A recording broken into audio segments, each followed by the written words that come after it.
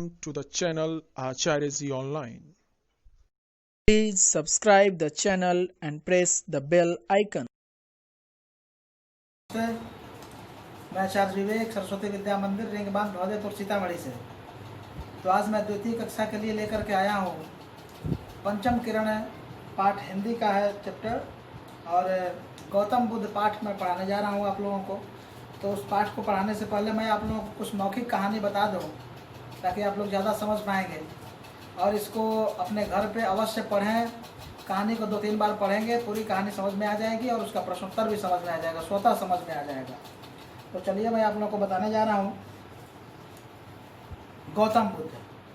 तो सबसे पहले गौतम बुद्ध के बारे में हम लोग जानेंगे, ज़्यादा डिटेल्स में नहीं जानेंगे क्योंकि अभी आप लोग बच्चे हैं, तो फिर थोड़ा जो आपके सिलेबस में जितना जानने लायक है उतना ही जानेंगे।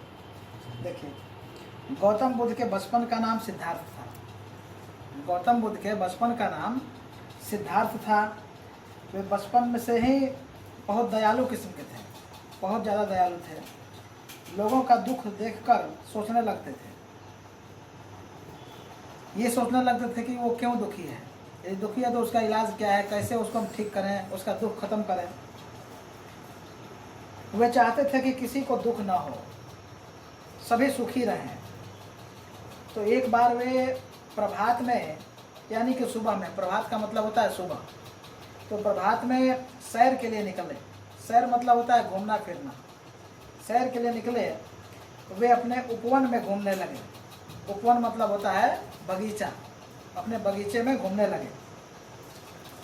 तो जब वो सुबह का समय था, घूम रहे थे, उस समय शीतल पवन चल रहा था। शीतल मतलब होता है ठंडा, यानी कि ठंडी हवा चल रही थी उनके बगीचे में। सुंदर सुंदर फूल खिले हुए थे, पंछी चहक रहे थे, पंछी अपनी आवाज़ में बोल रहे थे, जो कि सुबह के समय सुनने में बहुत ही अच्छा लग रहा था। पोखर में छोटी छोटी लहरें उठ रही थीं। सिद्धार्थ बहुत खुश थे। ये इन सभी दृश्यों को देख करके सिद्धार्थ बहुत ही खुश थे। उनका मन जो है अंदर से बहुत प्रसन्न था। उन्हें ऐसा ही वातावरण पसंद था। कभी पंछियों के गीत को सुनते, तो कभी पोखर में उठते हुए लहर को देखते, खिले कमल के फूल को देखते। उसी समय उनके पैरों के पास एक हंस आकर के गिर गया।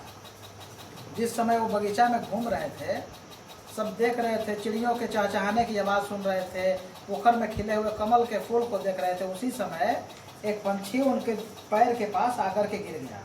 वो पंछी था हंस। वह किसी के बाण से आहत था। बाण मतलब होता है तीर।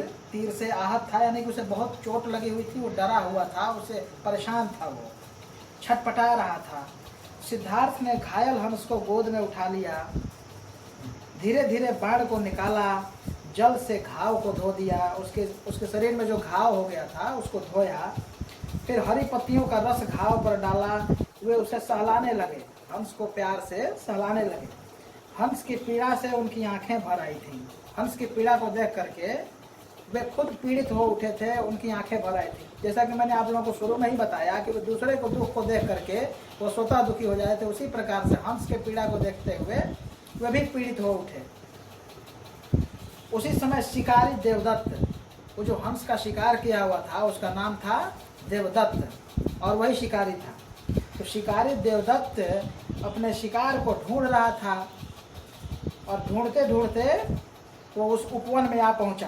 तीर धनुष लिए हुए वह सिद्धार्थ के पास आ पहुंचा, अपने शिकार को देखा, वह बोल उठा, यह हंस मेरा है। दोनों में वार्तालाप चलने लगे कि आखिर ये हंस किसका है। शिकार जो शिकार किया है वो हंस को लेकर के जाएगा या फिर सिद्धार्थ के पास रह जाएगा। दोनों में बातें होने लगी। तो सिद्धार्थ कहा कि ये हंस मेरा है। सिद्धार्थ ने पूछा, यह हंस तुम्हारा है, इसे तुमने पोसा है? देवदत्त ने उत्तर दिया, मैंने इसे मारा है। देवदत्त जो शिकारी था वो बोला कि नहीं, मैंने इसे मारा है, इसी तीर से मारा है, इसलिए यह हंस मेरा है। देवदत्त ने कहा कि इस हंस को मैंने अपने तीर से मारा है, इसलिए ये हंस मेरा है।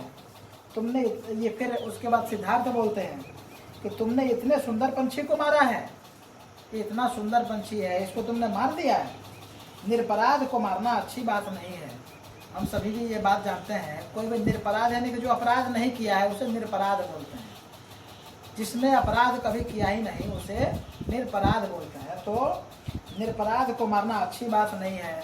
तो इस पाठ से हम लोगों को भी ये शिक्षा मिलती है कि हम लोग को भी अपराध नहीं करना चाहिए और हमेशा ये ख्याल रखना चाहिए कि जीव जंतु के प्रति दया हो, एक सभी प्राणियों के प्रति दया का भाव होना चाहिए। धन्यवाद। फिर मैं आप लोगों को आगे इस कहानी के बारे में बताऊंगा। धन्यवाद।